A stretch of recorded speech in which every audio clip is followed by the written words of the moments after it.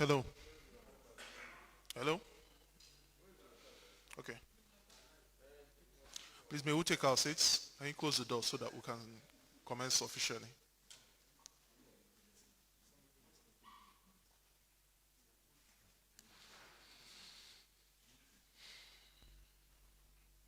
Are we good?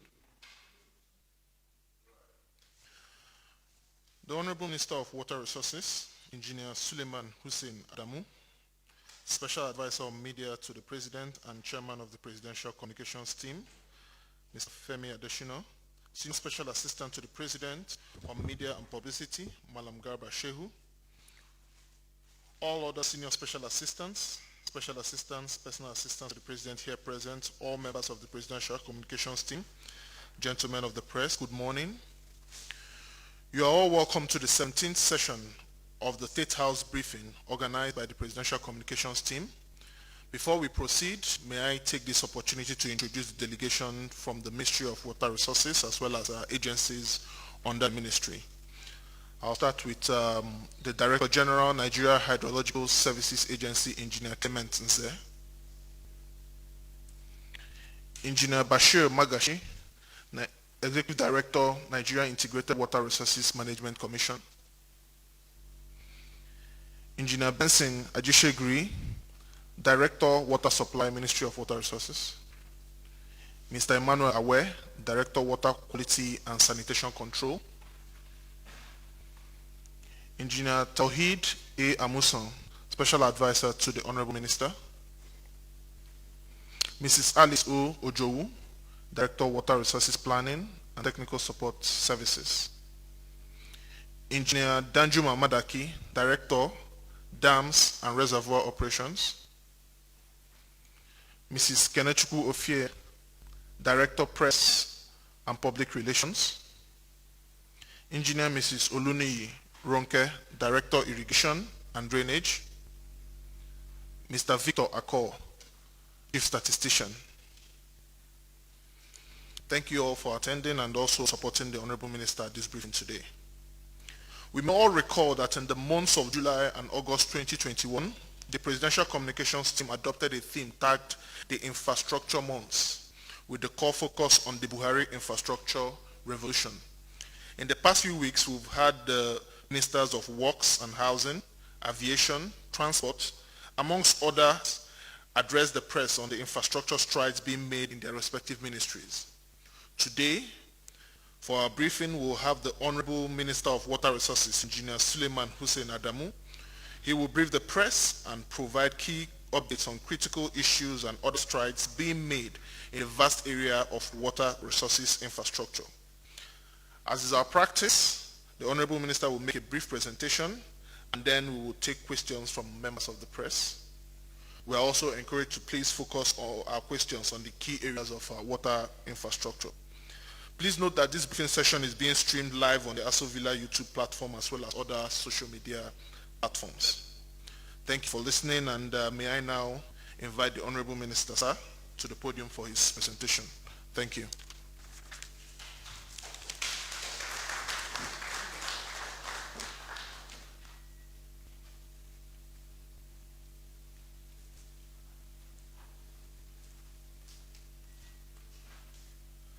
Thank you, Mr. Moderator. Special Advisor to the President of Media, my good friend and brother Femi, my other brother, the Duse Man, and Senior Special Assistant to the President of Media, Garba Shehu, Directors and Heads of Agencies of the Ministry, Special Assistants to the President, gentlemen and ladies of the media, good morning. It's a pleasure to be invited to join my colleagues in making this briefing about the activities of the Ministry of Water Resources relating to water infrastructure, obviously. I have about 80 slides, most of them pictures anyway, and I'll try to see if I can go through them within the 20-25 minutes that's been provided.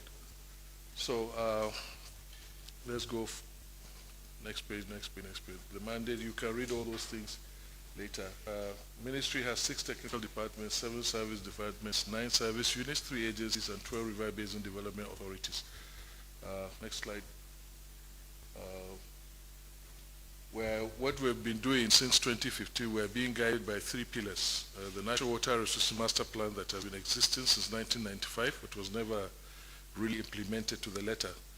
And the Water Sector Roadmap that we developed in 2015, which was approved by Mr. President in June 2016. And of course, the United Nations Sustainable Development Goals. Let me say that not much is being heard about water infrastructure for several reasons. Number one, most of our major infrastructure projects have to do with irrigation and drainage and dams, and they are not in the cities, they are in the bush. So unless something takes you there, you will not really know and appreciate what is going on. The other aspect is water supply infrastructure, and that, as you know, is also on the concurrent list. And essentially, the provision of water supply to your households, to industries and so on, is vested in the state governments, and that's where they have the state water agencies. So whatever we're doing in terms of water supply is just an intervention, or is supposed to be an intervention.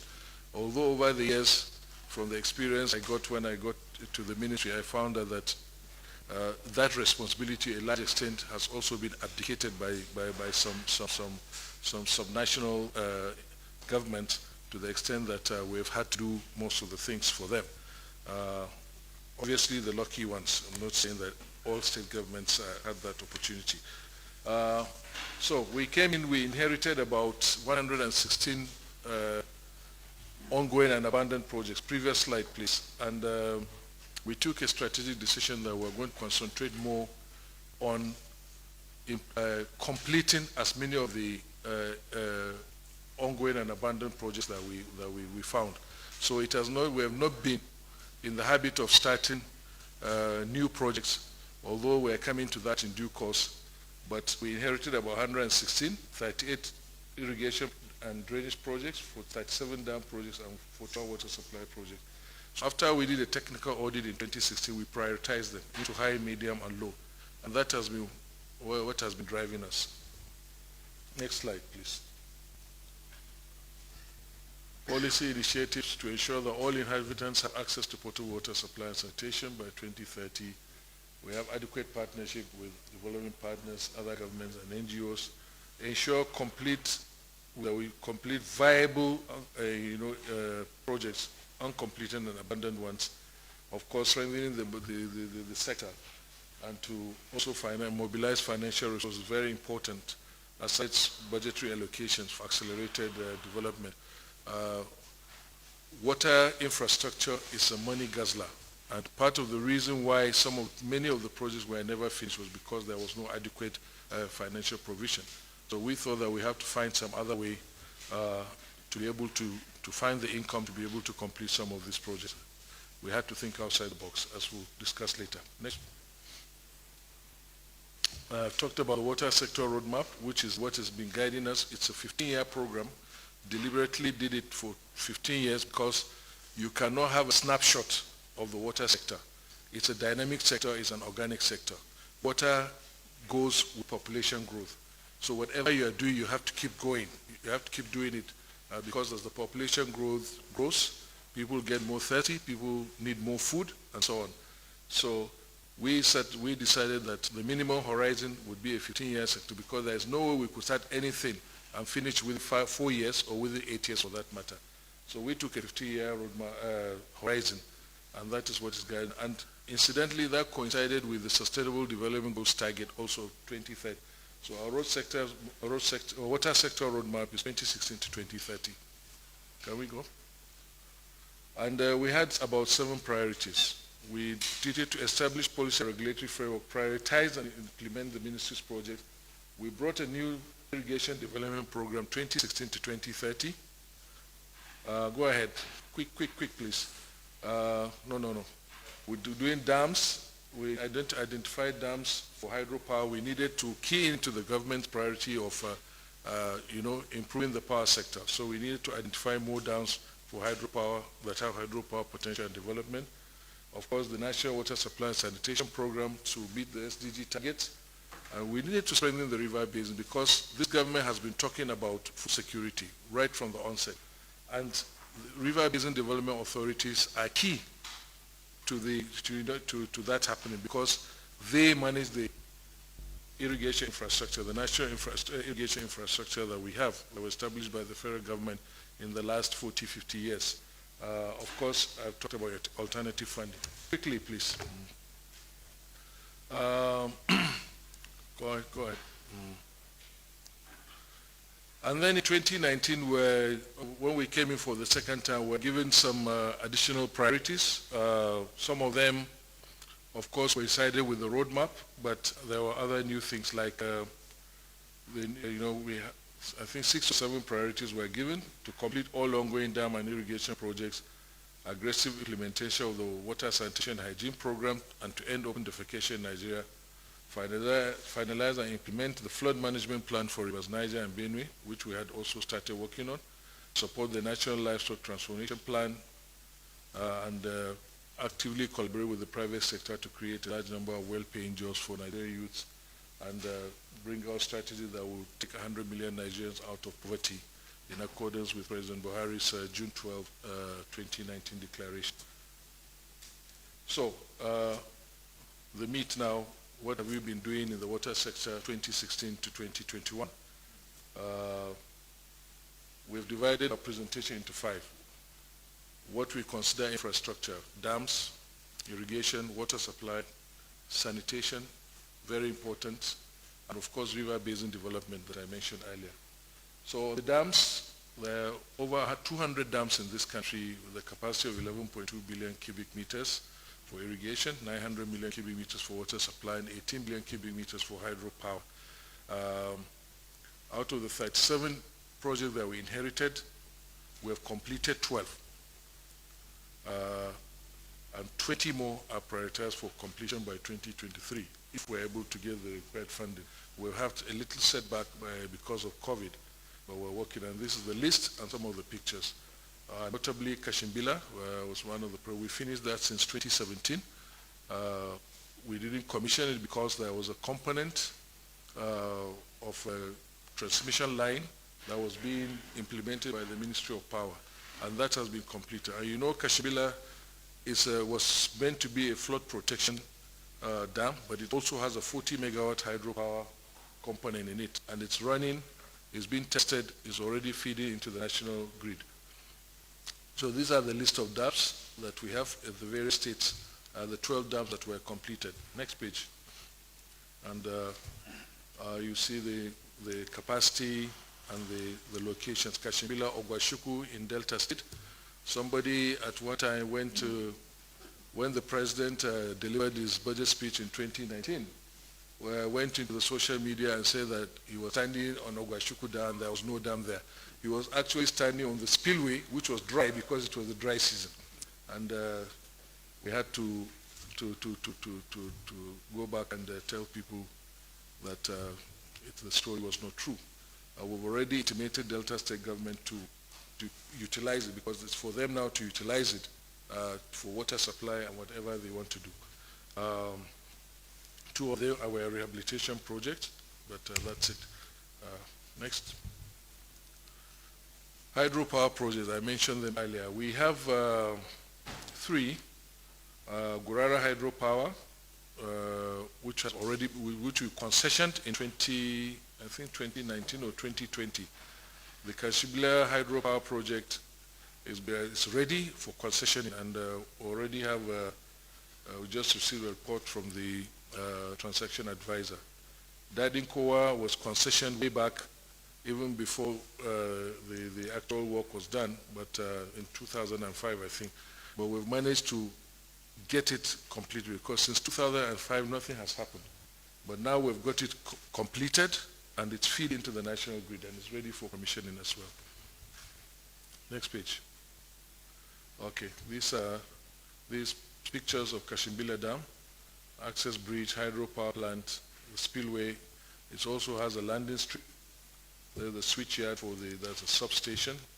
and control tower for the airport. It also has, I think, 60 million milliliters water supply component that is still under construction, about 60-70% completed, plus for 2,000 hectares of irrigation being planned. And some work has started on that, but the place has a potential of 15,000 hectares for irrigation.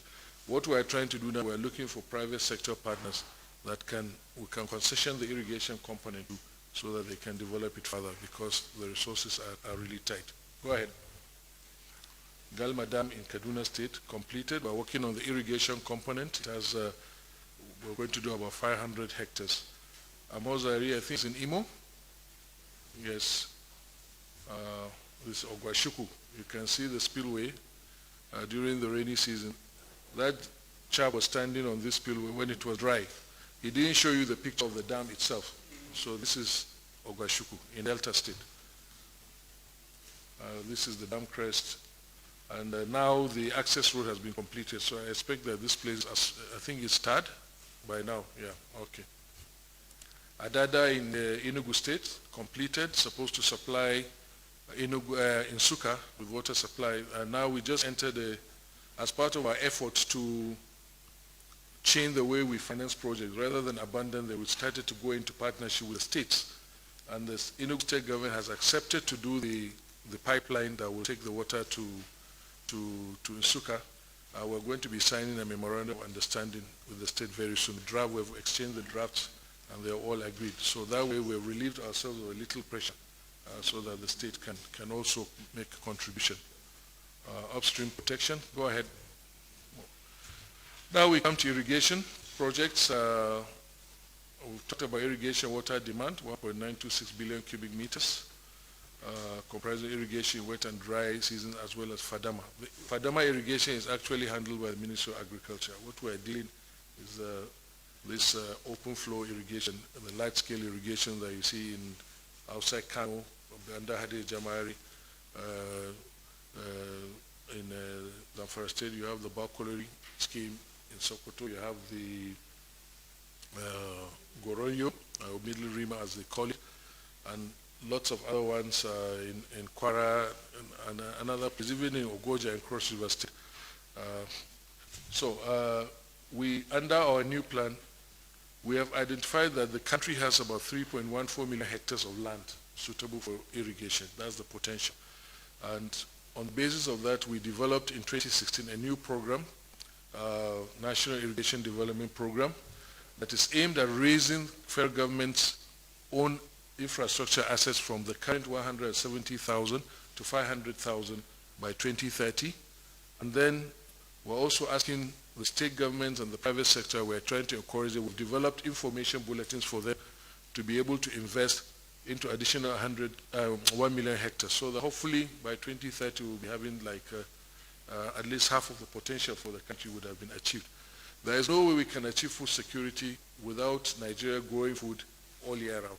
And with irrigation, even rice, if you have irrigation, you can produce rice 3 times, sometimes even 4 times, depending on the location. So that's why irrigation is very, very important. And obviously, you know, it's a solution also to drought, because the dams harvest the water and then it can be used during the dry season. So these are the completed projects and the hectareage that we have. The largest one being Middle Rima Irrigation Project Phase 1.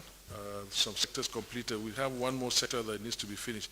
All these are projects we inherited, some of them way back 2001, 2003.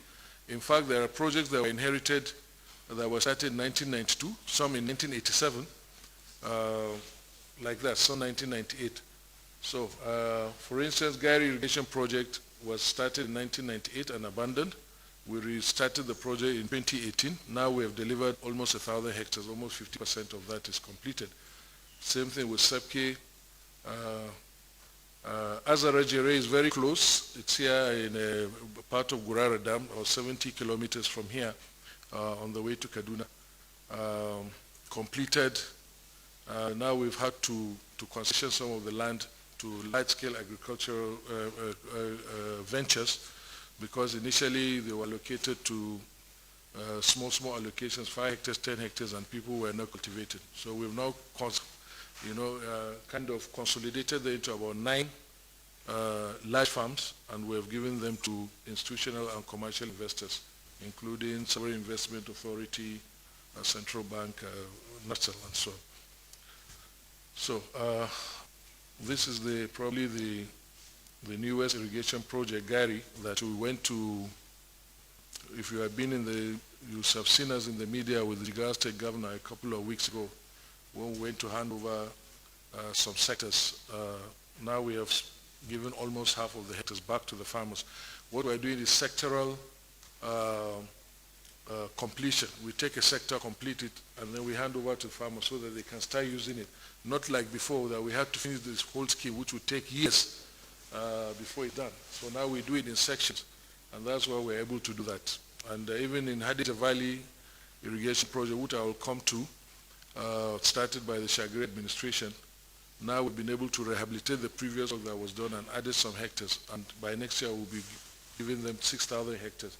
So far, we've been able to give them about 3,000 plus hectares out of the 6. More pages, okay. This sprinkler irrigation in Azarajiri, that's Gurara. But we've faced a lot of problem, vandalization. All the sprinklers, people have been stealing the cables, the generators, even the tires, and so on. And it's becoming a very, very serious, serious concern to us.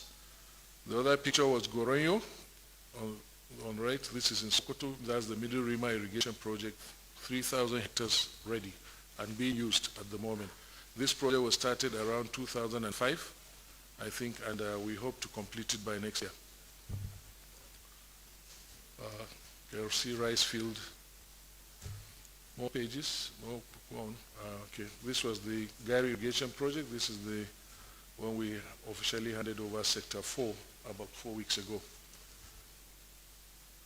Water supply. Provision of water supply is a complementary effort shared the constitutional responsibility of the 3 tiers of government: federal, states, and local authorities. But like I mentioned, bear in mind that the federal government does not run a water board. So we don't provide water to your houses. It's not the responsibility of the Federal Ministry of Water Resources to do that. It is the responsibility of state water agencies, as we call them. Move on. So we have 3 different initiatives based on the population profile: urban water, more than 20,000 people; small towns, 5 to 20; and rural water supply for populations under 5,000.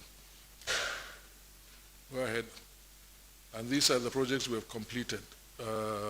We've added about 146 million liters per day, reaching 12.5 million people in the last 5 years. First one we completed was Central Ogbia Water Supply in Otuoke, Northern Ishan, Ojirami, Sapke, Dutsi, and Mashi, Vom, Takum, Federal University of Agriculture, Makodi. Go ahead. Mangu, Ekeremo, and Bayel Samangu in Plateau. Zobe, this was the one commissioned by the President 2 weeks ago, I think, about 3 weeks ago, 75 million liters. This project was started in 1992 and abandoned, and we came back to finish it. Very big project, 75 million liters. By Kitchenary, Ahmadu Bello University, Otoede, Iyish. All these projects, we inherited them. Some money had been spent, or substantial amount of money had been spent, but they were never finished. And if a water project is not completely finished 100%, it's not a project. It's zero work, because the water will not get there. Continue.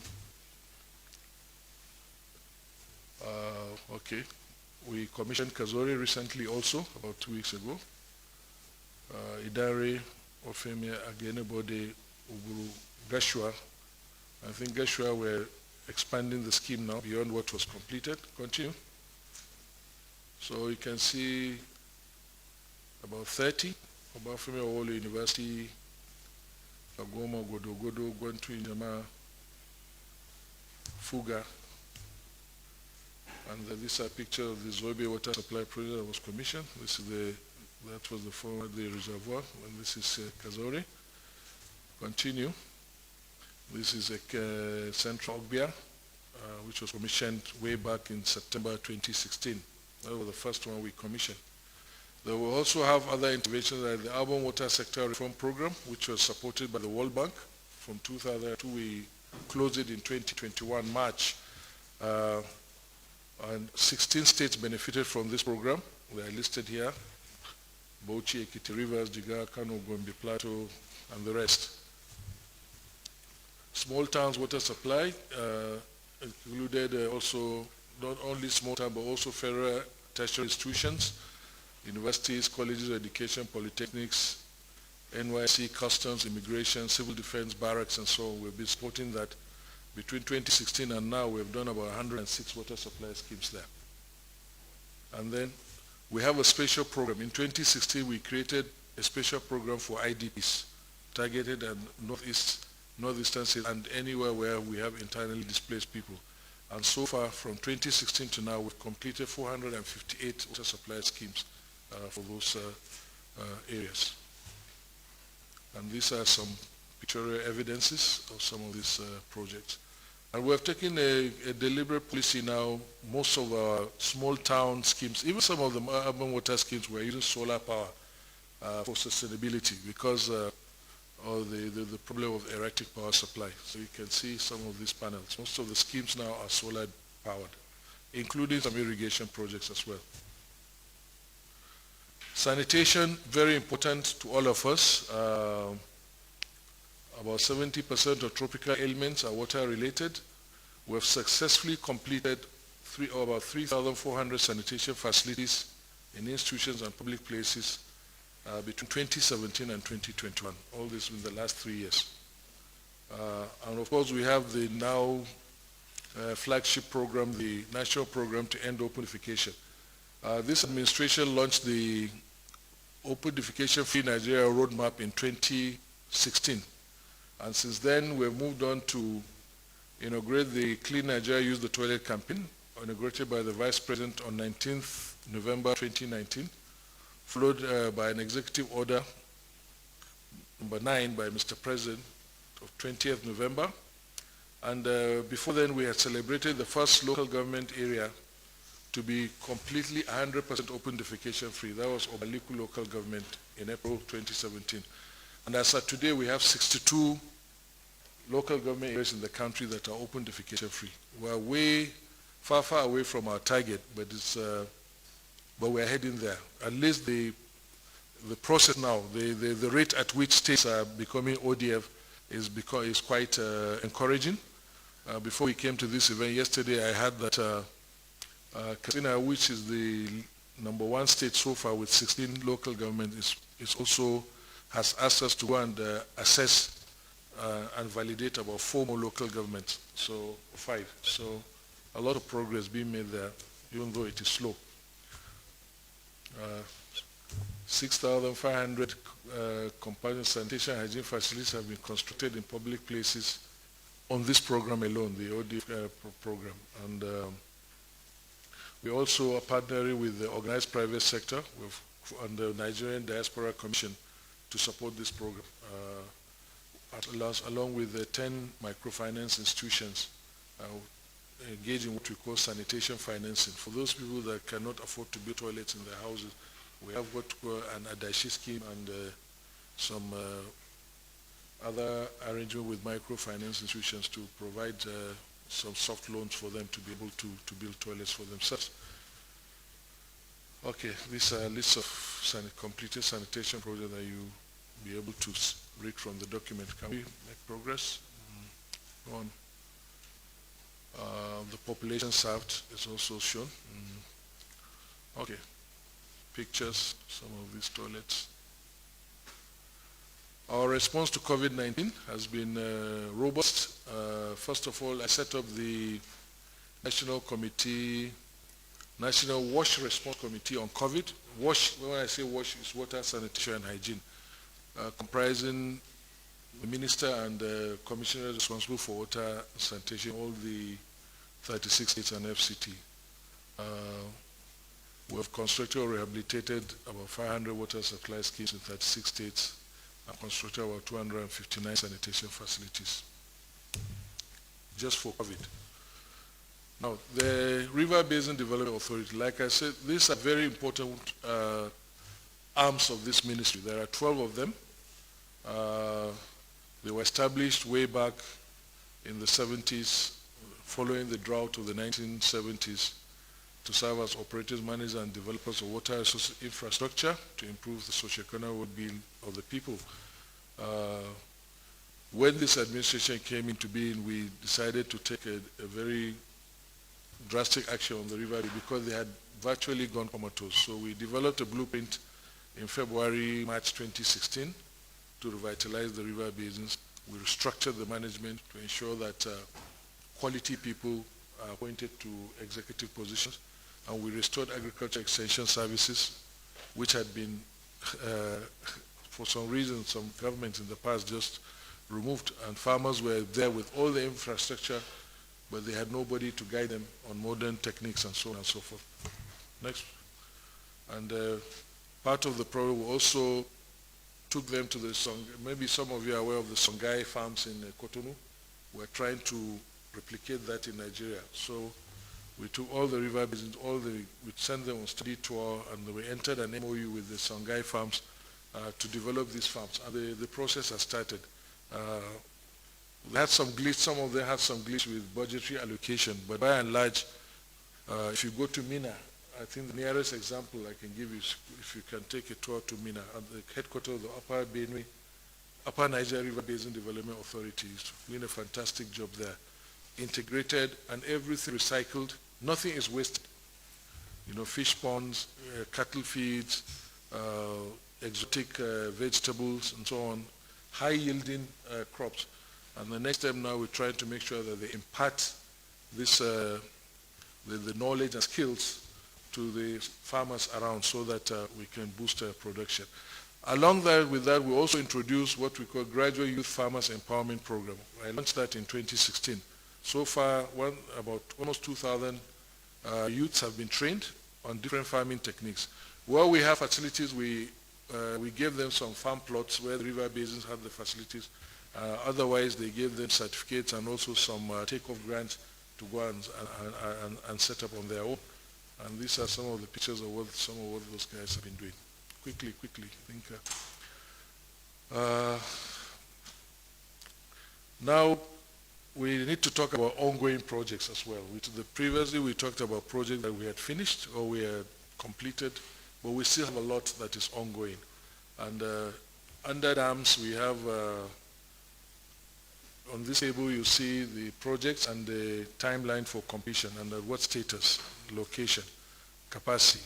So we have Mangu, Engr, Delaji, Ileife in Oshun, Ogbese in Ekiti, Kontagora, Dam in Niger State. This one was started in 1987 and abandoned.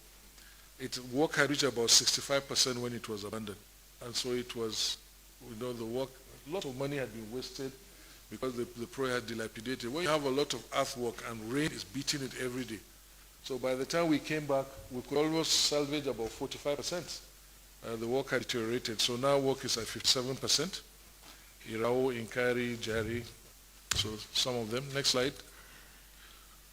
These are pictures of some of the projects that are still ongoing.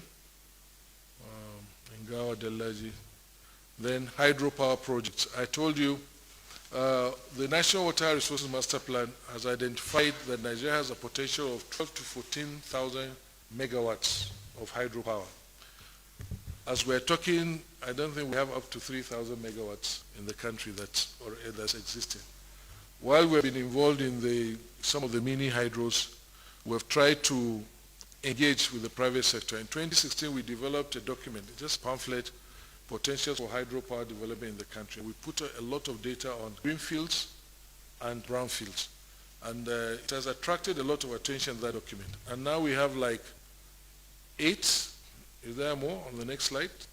I think it's okay, go back to the other slide.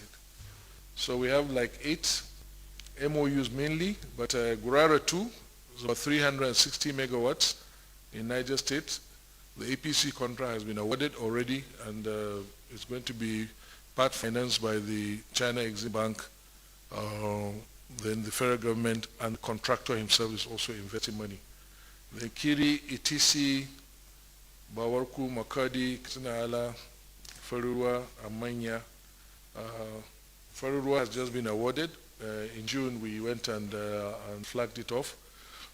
Although it's a completion, it was started by the Nasarawa state government, and they requested for federal government to take over. So you can see the status. We have signed MOU. Some have outlined business cases approved by Infrastructure Concession and Regulatory Commission. These projects, hydropower projects, take some time to they have a long gestation period. So we just have to be patient, but eventually we'll get there. The process takes long. The studies that need to be done, not only the administrative processes, but the process of getting a bankable document, getting the designs, identifying what needs to be done, the technical information that you require to be able to go to investors.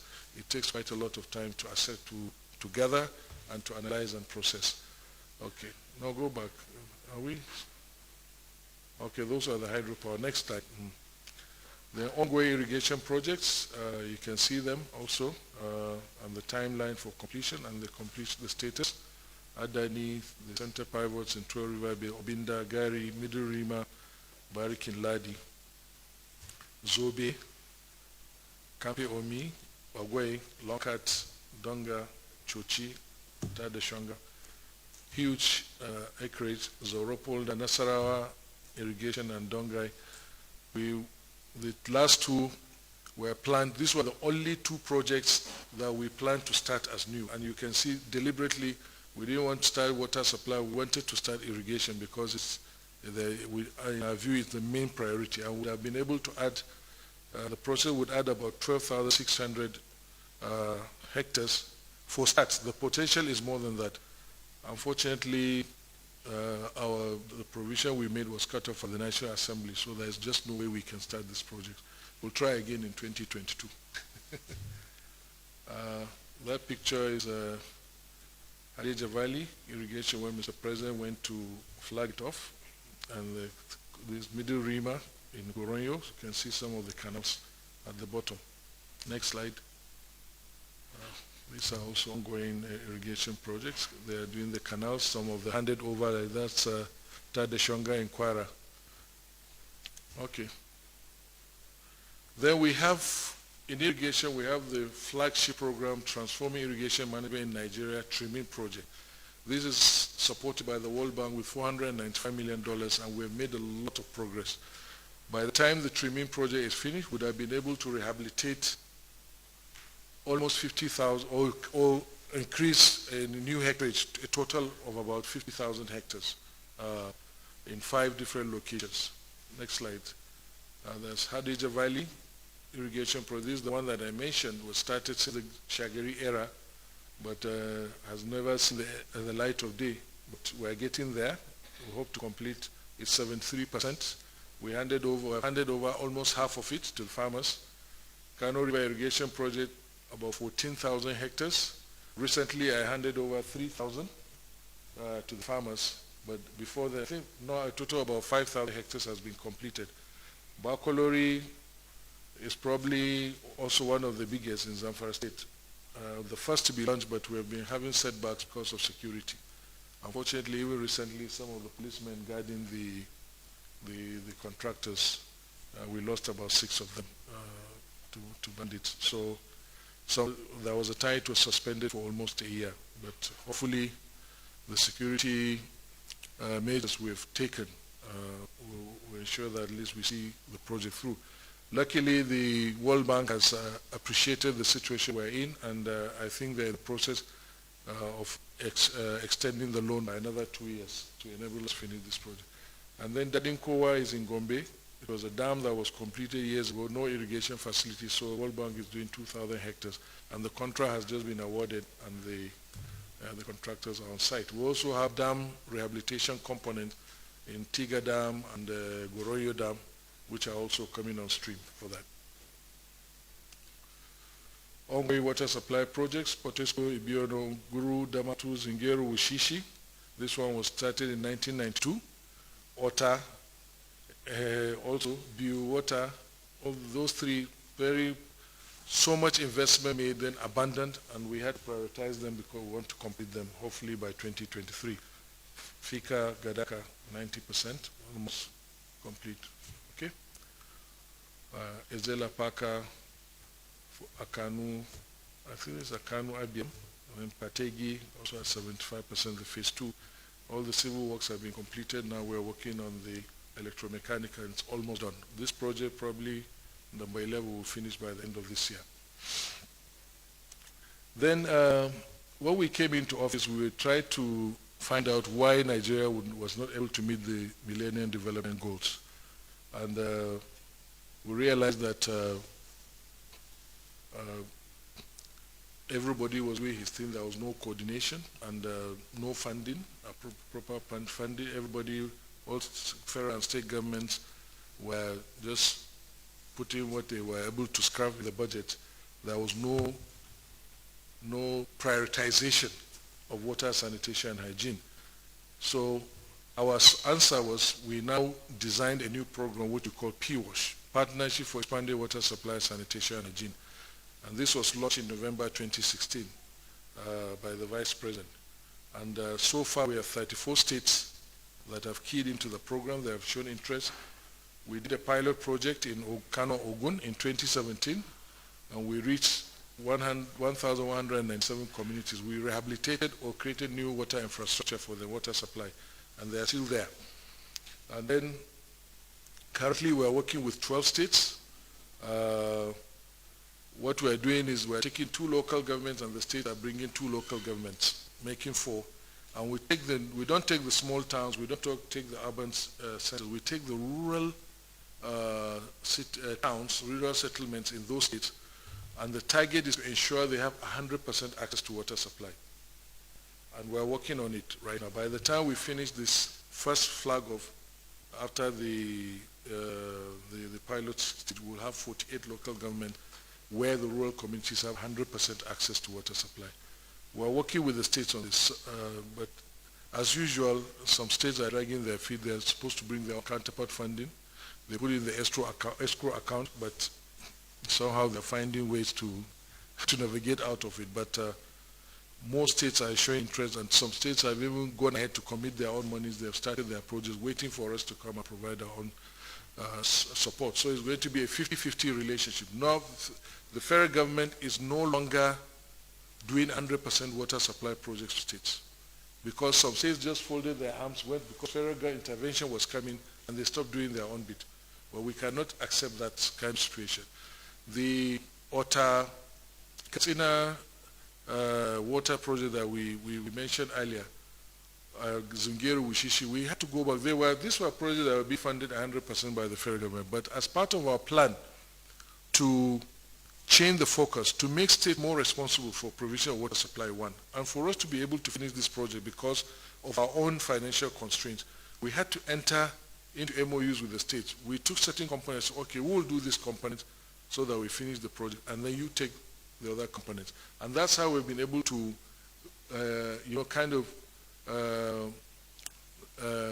give a rebirth to the projects that have been abandoned and bring them back to life so that we can finish them. So it's a joint effort with some of the states that we're doing.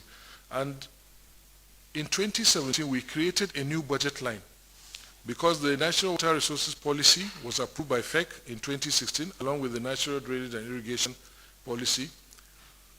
This water resource policy now says federal government, if a state government wants to do an urban scheme, federal government can support it with up to 30% of the financing. And if it's a rural program, we can provide up to 50%. So the rural program is this. The urban, the existing projects, we have entered into partnership. In some cases, federal government is taking like 60-40 by the state. In some places, 50. There is no fixed ratio. But going forward, any other project that the state brings to us, we'll now ask them that with the maximum commitment that the federal government is going to make for urban water schemes is 30%. But even then, the federal government is supporting the states with a new World Bank facility for under what we call a Sustainable Urban and Rural Water Supply Program. The World Bank has just approved $700 million for this program. Half of it is going to states for to provide urban water schemes for the people, and half is going to support this PWASH program, the Open Defecation Free Nigeria Campaign program, and other related issues. Continue. We talked about some of the ongoing, the COVID-19 response. We're still on it. We're providing support to state water agencies, up to 10 million. It may be chemicals, it may be diesel, it may be laboratory equipment, whatever they want. They will specify what they want, and we'll support them by 10 million. We'll go back, please. I'm not finished. We're providing 370 water supply schemes, 10 per state. Contactless hand washing facilities, 10 per state. And we're engaging 7,400 youths for 3 months to volunteer and wash campaign. We're taking 100 per local government. That has started. Many states have flagged off this program, and it is ongoing. Okay. I've mentioned that all these rivers, all these dams that are there with the states are supposed to key into them as well. The Constitution provides for states to do irrigation projects. To do of course, water supply, like I said, reticulation systems, is primarily, the responsibility primarily rests with them. And even hydropower, I think that has been devolved. So we continue to cooperate with them in this regard. We're collaborating with them, Songhai model farming, and also to partially commercialize our river basins in terms of providing security for farmers and so on and so forth. Quite a number of areas of collaboration, but mainly we're trying to collaborate more on water supply and sanitation. It's very, very important that they do this. There is not a single city in Nigeria today that can boast of 24 hours water supply. All of you, you can, unless some sections of Abuja, yes, but not the entire city. If you are lucky, you're in Wuse or certain areas, you get water all the time. If you are in Asokoro, you know the problem. So we need to work with the states to do this, and we keep talking to them, we keep engaging them. We have advocacy. I do personal advocacy with the states to ensure that they do that. Obviously, I've mentioned apart from the direct collaboration that we've been doing, I've mentioned that we're trying to get World Bank facilities for them, and we're doing the PWASH program together. But we're also working further to create a WASH fund, Water, Sanitation and Hygiene Fund, that state governments can leverage on, to get some money, because the truth is, investment is not being made in the water sector at all. The states are not prioritizing water and sanitation at all. Many of them are not doing that. And it's very important that they do that. We need to start with the basics.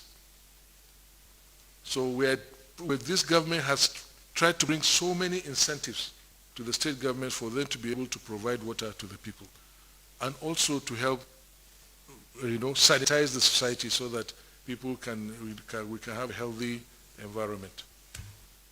Almost done.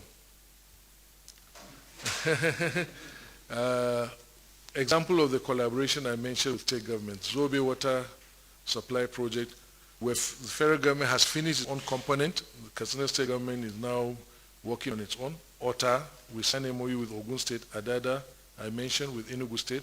ETC Dam is a new project coming. There is a dam, there is water, there is irrigation. We've signed an MOU with the state government with shared responsibilities. And then, of course, I mentioned Farurua project. And Adani irrigation project, Lower Number irrigation project. We handed over the rice mill. There's a rice mill there. We handed over it to the state government. Gari Dam, because the Gari irrigation project straddles both Kano and Jigawa states, and the dam is in Kano.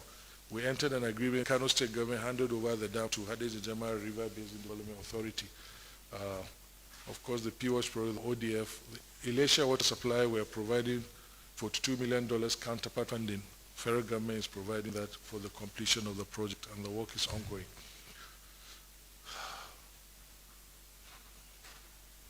So, benefits of water resources projects. Improve access to wash services is one. We're completing the projects, and this has been shown because we have what we call the National Outcome Routine Mapping, WASH norm survey, which we are doing in association with the Nigerian Bureau of Statistics. As of 2019, or you see from we've steadily had an increase in water supply from 68% in 2015, 67% in 2015 to 68% in 2018 and 70% in 2019. Translates about 9 million people. But we're doing the 2020 survey, and it couldn't be done last year because of the lockdown, but they are working on it. And we hope that these numbers will rise again. Again, we've made a marginal improvement in sanitation from 42 to 44. So at least you can see the efforts we'll be making, at least. Nigeria is a very, very big country. So if you look at the percentage, when you translate it into the population, you see that it's a huge number. And this all is an effort towards meeting the Sustainable Development Goal number 6. I think one more slide or two, and we're done. Of course, we're supporting diversification of the economy, completion of dams and irrigation projects. We'll make more irrigation land available for agriculture and dams for agriculture. Good food security, increased jobs, obviously. A lot of the youth that we met in Gary, time when we went to hand over some of the portions of the lands, they told us they have no business going to the city any longer, that they have sufficient infrastructure for them to do what they want. And everybody is cultivating rice. So that's it. Thank you very much. I'm ready before questions.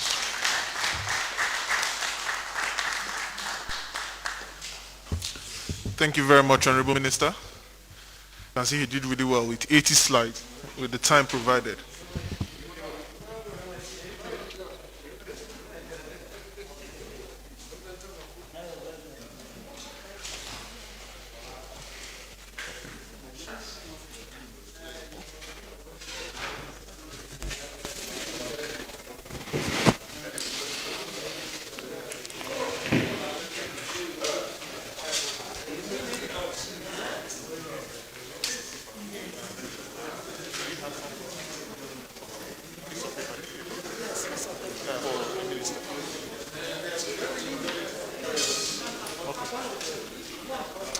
Okay, can we settle down, please, to take the questions?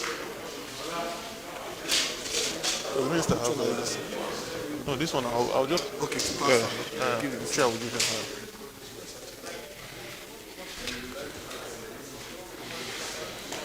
Okay. Can we settle down for the questions? As is our practice, we'll take the question phase by phase, first 3, and then following with the other ones. So if you want to ask a question, can you just signify by raising your hand? Okay. Gloria, 2, and 3. Oh, sorry, she raised her hand first. 1, 2, 3, and then we'll take the next phase.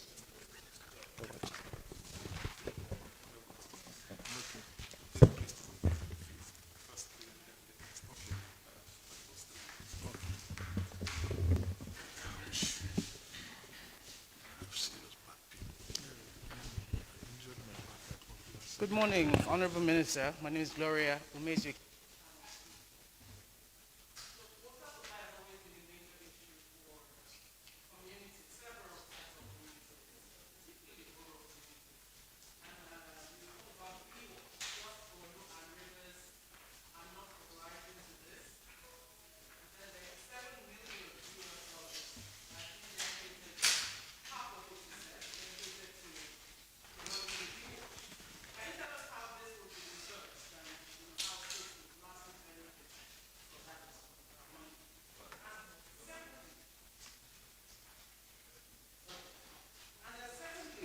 The water resource bill. Can you bring us up to speed with this controversial bill? Because we've seen controversy move from the 8th Assembly into the 9th Assembly. And then,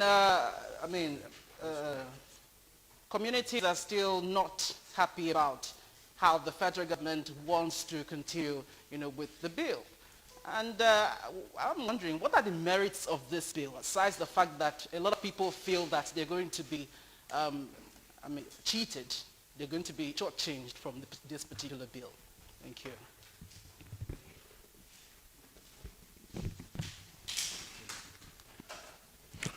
All right, Honorable Minister. My name is Tony Aileme. I write for Business Day. So mine has to do with the issue of the WASH program, water sanitation, and so on. Now, you talked about the federal government engaging the World Bank to source funds to support states. How much are you really looking at to be able to support the state? And how much are you sourcing from the World Bank for this project? Thank you.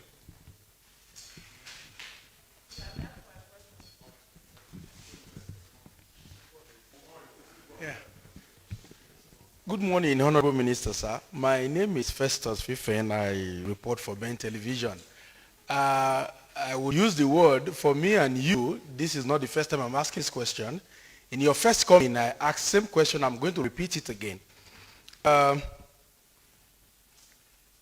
the time you come here during FEC, you tell us so amount has been approved to revive this dam, to work on this project, And my question then was, if you're putting money in this area, you should be able to tell us in clear terms what that dam would contribute, either financially, either in farming, either anything that it will contribute apart from just coming to tell us. This morning again, you told us about a lot of projects you have done, laudable, good projects, but for a Nigerian man that sees everything in Naira and Kobo, what does he stand to benefit from these things? What will these projects help to do?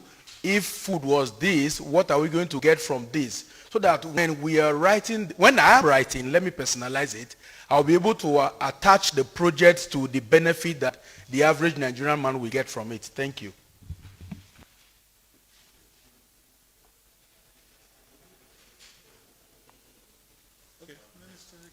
Okay, I can go ahead. Okay. Thank you very much. Was that Gloria? That was the first question. Okay. You asked about how the funds from World Bank will be disbursed. Yeah, for PWASH. Actually, we have some certain criteria were set up by World Bank and us, and the states had to meet this eligible criteria. And the projects are segmented into about 2 or 3, I think. There's the Tier 1, Tier 2. Tier 1 are those that will get a substantial amount, maybe $50, $60 million. Or you're talking about PWASH, not the urban schemes. Yeah, the PWASH, that's the rural component. Well, that is going to the state specifically. Some of it is going as grant, and some of it is going for them to do some specific projects. And like I said, there are eligible criteria that states have to have made. It's not all the states, all the 36 states. There are conditions attached on which basis that this money is going to be disbursed. So the whole thing has not been finalized yet, but what we have is we have an approval in general from the World Bank specifically for this. There will be some alignments here and there, and it's something that we're going to be working between our Ministry of Finance and the World Bank. Then about the water resources bill, when we were preparing this program, I deliberately told them not to make mention of it because I didn't want the issue to divert this from the main focus of what we're doing. But since you have asked, I will definitely answer. We're still working with the National Assembly on this bill. I think probably they were so engrossed with the PID and the electoral bill, and which are of course serious national priorities, and they were not able to come to that. But already all the things that need to be done. The issue that was raised, the technical issue about gazetting, has been addressed. So the bill is still before the National Assembly. Obviously, I have said so much about this bill. People have been deliberately misinformed The bill was deliberately politicized unnecessarily, something that is good and for the development of the country. And in any case, 96-97% of the provisions of that bill are already existing in 4 different laws. Water Resources Act 2004, Nigerian Hydrological Services Act, River Basin Development Authorities Act, and the National Water Resources Institute Act. The first purpose of bringing this bill was to put all these bills under one booklet instead of having 4 separate laws. Just consolidate them into one statute. That is number one. Number 2 is that Nigeria, like all other countries in the world, has adopted the concept of integrated water resources management. And that is why today we are enjoying the Category 2 UNESCO Center on Integrated River Basin Management that is based in Kaduna. It's a center of excellence funded by UNESCO to promote integrated river basin management. And we're getting people from all parts of this region, West Africa region, to come and learn about river management, river basin management there. So on the basis of that, powers that were hitherto vested in the Minister of Water Resources are being devolved to the communities, to stakeholders within the basins. And what this means is that whereas on the basis of the Water Resources Act that is existing, I as minister can determine where any project can be determined, can be put without recourse to anybody. Under this new integrated water resources management concept, we'll have to go down and talk to the communities involved. We have to have their buy-in. They have to agree. So we'll have to hold town hall meetings. We have to do that, do this and that. We have to set up river basin, what do you call them? Catchment management committees. Catchment management committees. The Integrated Water Resources Management Commission that is saddled with that responsibility was set up in 2007. It's existing. The executive director is here. Stand up. These are the organization that provides licensing. You cannot get a hydropower, a power plant. You cannot get a license to have a power plant without a water license, right? That's what is happening now. Who is doing that? Ministry of Water Resources through the Integrated Water Resources Management Commission. So this law also, there is a provision within the bill to strengthen this agency. But it's already existed since 2007. They collect water. You have to go now. All people that are mining water have to go there to get a water license, and they pay a tariff. It is there. It is gazetted by law. But right now they are operating on the basis of delegated powers of the minister. And what we want is for them to stand alone. That means if I can withdraw these powers anytime and apply them myself. But if we have what we have provided in the bill, they will be independent, like the National Electricity Regulatory Commission. They will not be answerable to the minister. They will be answerable to the people. And the bill provides that the commission will have members nominated by the president, cleared by the National Assembly. They have to be confirmed by the National Assembly, and they will be representatives of all the geopolitical zones of this country. So we are democratizing the process of water resources development in this country. And some people went to town and saying that we want to cheat people. The exact thing of what this bill is trying to do is what is being fed into the minds of people. And I don't understand why. We have talked, and we'll keep talking. But we are committed to this. And this bill, by the way, was drafted in 2006. The Buhari administration came in 2015. So it's something we made, just like our ongoing project is exactly what we made. We just wanted to continue where others failed to. And the bill went to the Federal Executive Council. It was approved in September 2016. And I took it to the National Council on Water Resources in May, before I even took it to FEC. I took it to the National Council on Water Resources in May 2016, where all the commissioners from all the states of the Federation are members. And it was approved before we now took it to the Federal Executive Council, made up of 36 ministers or plus that represent each and every state of this country. before we now took it to the National Assembly. And the first time House of Representatives passed this bill, there was no rancor. It was only when it got to the Senate, and some senators were asking relevant questions. Of course, they needed to understand this. And some people in the media, I'm sorry to say, took it out, and then it was given an ethnic coloration, a Fulani herdsman coloration, and so on and so forth. So there is nothing new in this bill. And the other thing, I talked about wash fund. That's also a provision in that bill.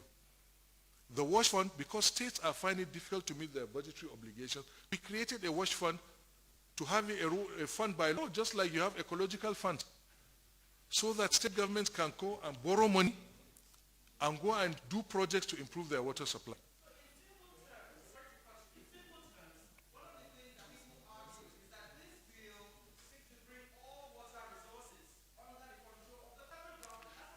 Excuse me, Gloria, go to section, I think section 40 or section 16. It's already there. All water bodies that are transboundary, that cross more than one state, the responsibility is vested on the federal government. It's a constitutional issue. There is no violation of the Constitution in this bill. It's already there. If they don't know, let them go and read the Constitution. It is there. And if that is not there, Gloria, River Niger falls in comes in from Kebbi State. River Benue flows in from Adamu State. If the power is not vested in the federal government to control or to regulate the water resources, Kebbi State or Adamu State can wake up one day and dam River Niger and River Benue. And what will happen to the downstream? What will happen to Niger? What will happen to Kogi State? What will happen to Anambra? What will happen to Bayelsa and rivers? There will be no delta. That is what it means. And it also means that Kogi State or Niger State can go and set up an industry, be spewing poisonous chemicals into the water, and there will be nobody to protect the downstream sector. It never happens. There is no country in the world that does not have this kind of regulation. There is nothing new, and it's already existed. So we are not reinventing any wheel. And finally, I talked about irrigation. When we came into office, more than 50% of the irrigation infrastructure in this country was not working. They are not doing irrigation farming in the dry season, which is what Training Project and some of the efforts we're making is trying to address. We are, in this new bill, empowering farmers, creating water user associations, making it legal for our river basins to organize water user associations, so the farmers, instead of paying part of the water to TSA account, they can retain this money, set up water user association, and use the money to operate and maintain secondary and tertiary infrastructure. That is a good thing. And finally, we have understood, and we all know, budgetary allocation, I mentioned it, why MDGs failed was because we are relying on budgetary allocation. There is no way we can improve the water resources sector, water supply services in this country without private sector involvement. I don't know, I'm not saying private sector will build a water treatment plant. That is the problem of the state, if they want it that way. But at least operation and maintenance and things, it is clear that government agencies are failing to do that. So we need to bring in the private sector somehow. And the private sector will not come into the water sector if there is no regulation. So that's why we need a strong regulator in the National Nigeria Integrated Water Resources Management Commission, so that private sector people can have the confidence to come and invest their money in the water supply delivery in this country. This is what this bill is all about. And people talk about, let me mention, one of the things that people are being told is that if they build a borehole in their house, they have to pay tax, that it's about revenue generation. It is not about revenue generation, please. The law is clear. If you read the bill, it is very clear. If you want to drill a borehole in your house, you are free to do so. If you have a river passing through your farm, you can draw water from that river and irrigate it. Free. But there is no country in the world where authorities do not know the number of boreholes that are being created, that are being drilled in them. Go to Nigeria, go to Cameroon, our neighbors. You cannot drill a borehole without proper permit from whatever authority. The same way you cannot build a house anyhow without a permit. In the same way you cannot drill a borehole. For us, it is not. It is not about the money. The issue is our groundwater is being depleted. I was told that there are over 100,000 boreholes in Abuja alone. There was tremor recently, about 2 years ago, and some experts attributed it, say it's partly because of boreholes.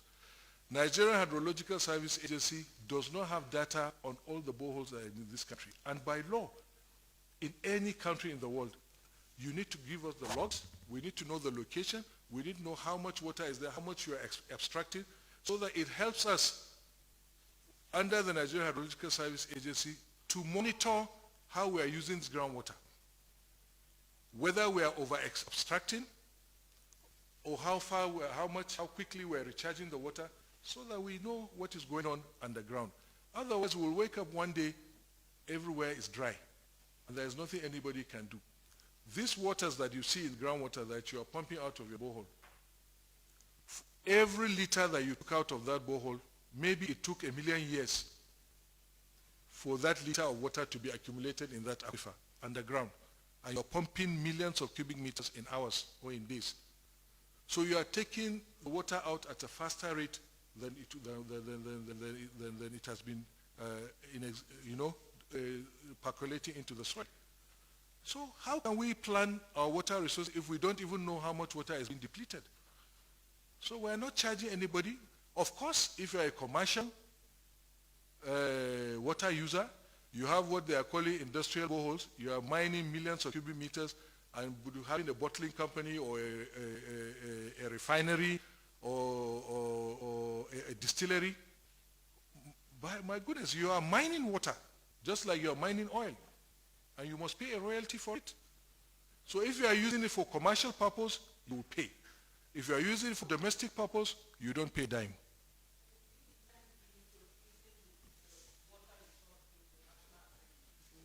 It's already there. So what we are asking for is for people to understand. You should not be listening to some modern day gladiators that think that they know the sector better than the experts. Go and ask any expert in water resources, and he will tell you that this bill is good for the country. And this bill was not imported. All the experts that drafted this bill are Nigerians. And that was done way back in 2008, and it went through roadshows in all the geopolitical zones in 2008.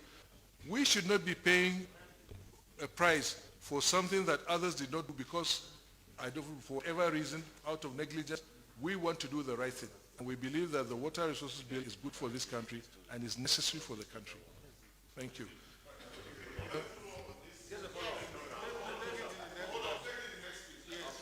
Okay, the question from Business Day. We said $700 million from the World Bank. It's $700 million that was approved. How much is going to the state? It's not every state. The states have to compete the money for the money. I said there are, okay, this was the question I was trying to answer when I was speaking to Gloria. I think 7 states are getting the first, they are in tier 1. We get about between $50 and $60 million to do specific water schemes. The other ones are going to be given some grants to be able for them to develop their water resources potential capacity to plan and so on and so forth. So there are various components of this project. Then from Festus, you're asking what do this project contribute?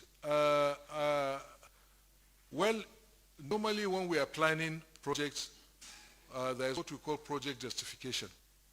And in that project justification, you will see, well, you don't have the benefit of seeing the document, but it tells you what benefits are accrued, how many people will enjoy the water facility. But also in our narrations, in most of the memos that we present to council, we also provide that information.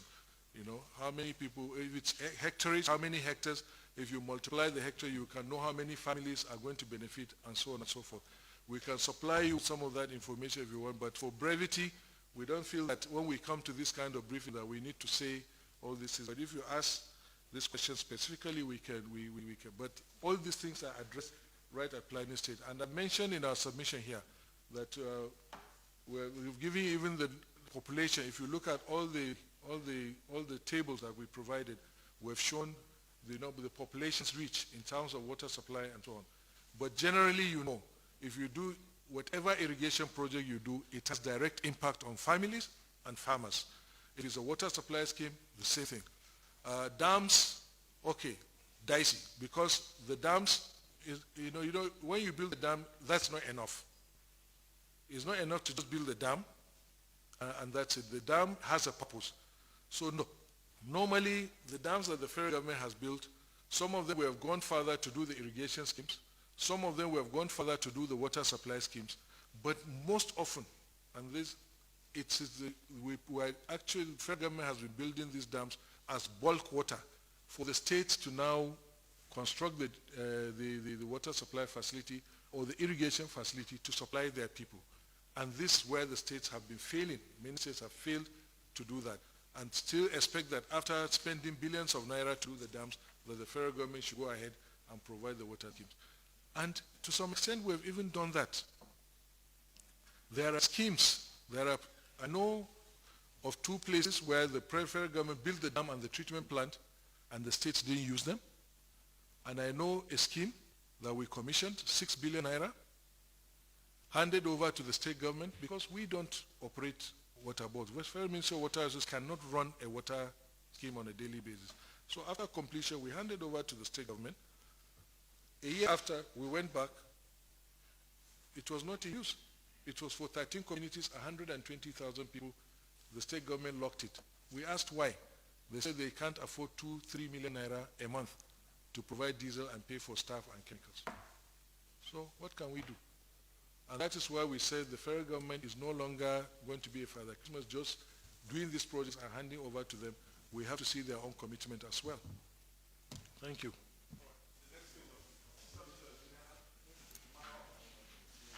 Maybe I should have brought me some water.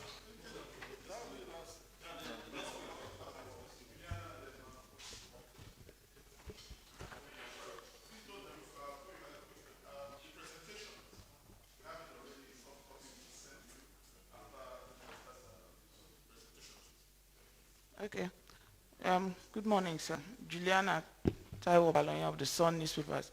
So I would like to know, you said there's deliberate effort to distort, to misinform the public about the water bill. I'm wondering, it's like you seem to be the only one talking. Where is NOA? What is the role of NOA in all of this?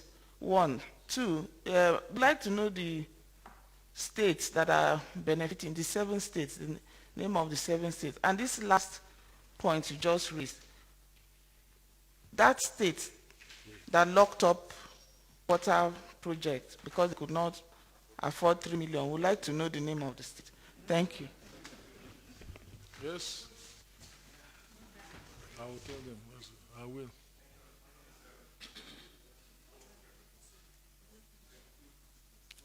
Engineer Benson, can you give me those states?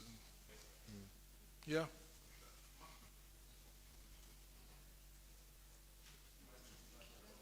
I think I'm audible. Okay, thank you very much. He said battery. The man is busy, please. Yeah, Honourable Minister, thank you very much. My name is Dr. Anule Emmanuel. I write for AFP. For? AFP, Urgence France Presse. Oh, okay. Honourable Minister, I just want to, Julie has taken just part of the question, but I'll add it up. She asked about where is the position of NOA in terms of campaigns. You know, bills all over the world are gotten through processes of lobbying. And, you know, campaigning and, you know, educating the citizens is also part of the process. Now, every time this issue comes up, you said the first controversy was about gazetting, which you have gone back to do, and the bill is back to the National Assembly. But there is always this fear. I've gone through the bill, and I want, each time I go to the bill, I want to establish that clause that talks about these issues of fear that is raised, that when the bill is passed, the federal government would take certain portions of adjoining lands to the rivers crisscrossing the country. How true is this? If this is true, can you please just cite that particular clause and educate Nigerians more? Is it true? Because that appears to be fair. Thank you, Moisa. Thank you. Very good.